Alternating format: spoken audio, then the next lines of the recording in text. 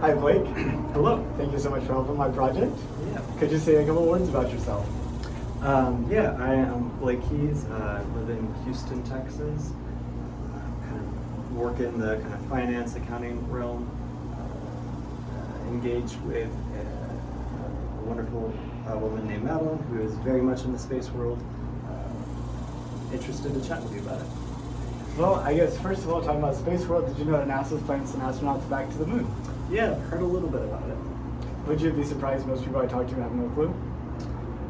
I would not be surprised, I think it feels like one of the things where unless you are in the world or actively seeking it out, it isn't something that necessarily comes up too much. I don't know. I don't know that it's like super out in the zeitgeist, I guess.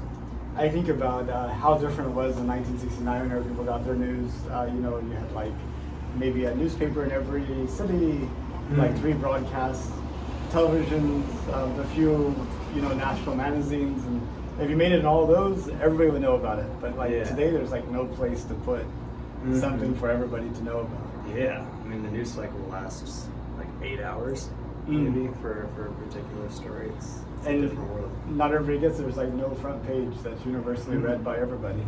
Yeah. It's all tailored to whatever your particular bubble of interests are. So if that's not space stuff, it's really tough to get that out. So what do you think about us going back to the moon? I think it's cool. I think it's very important for the science advancements that would come from it, and just kind of general progress towards seeing what else is out there. I think it's very exciting. It's cool. A lot of people have doubts, about is this like should we be spending so much money to send astronauts to the moon? And I was just wondering, what you think about that. If you had like some type of like insight that you would say to somebody like that. Yeah. I don't know. I mean, I think that's a good question as far as kind of prioritizing where we're putting our money, because it's something where like space exploration and maybe putting money towards sending people to the moon is kind of like more of an investment in our future. It feels like to me, right? Versus the spending of money towards more like current fires and problems that might be happening and impacting us on a day-to-day basis. So I absolutely feel that it's a good use of money. So I don't know, and it feels like something where doing that research now is going to set us up much better in the long term. Thinking to the long term, if you were like project out 200 years in the future, do you see a future where people like you and I are having like dinner over at people's houses, but that's like maybe on the moon and Mars or these big space habitats? Or do you think that's only happening on Earth and we're just sending like these specialized people to these places?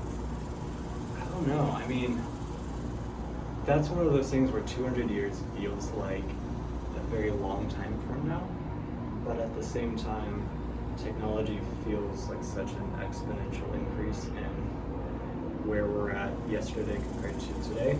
So I can only imagine what things will be like 200 years from now.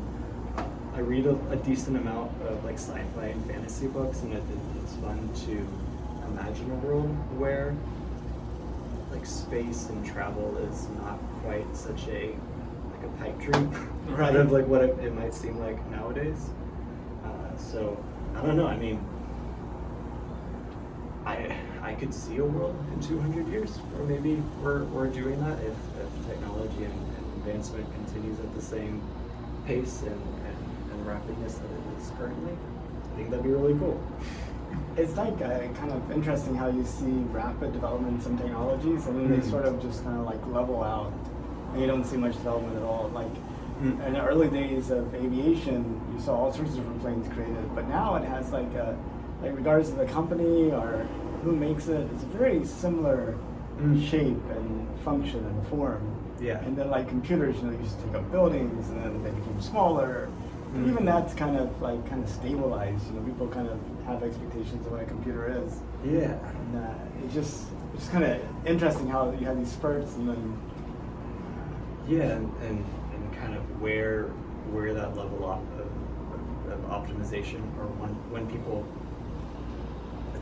it's almost like it's exponential up to a point where it kind of levels off to where in the beginning changes are dramatic and very impactful, but as time goes on and as more progress happens, it becomes much more incremental, and it takes a lot more work to get a little bit of progress. Right. So, I don't know, I hadn't thought about that necessarily in the aspect of like rocketry and space travel and things. I can't fathom that we are anywhere close to leveling out in technology on that side of things. I can only imagine that it's going to get more advanced and efficient, and everything as like brilliant minds figure out new stuff and ways to do all of that. Yeah, that makes sense. And if you could, would you take a trip to space? I don't think so. Really? I don't think I would. Not even to orbit. Maybe just go above the atmosphere and back down. Yeah. Like a 20, 15-minute trip.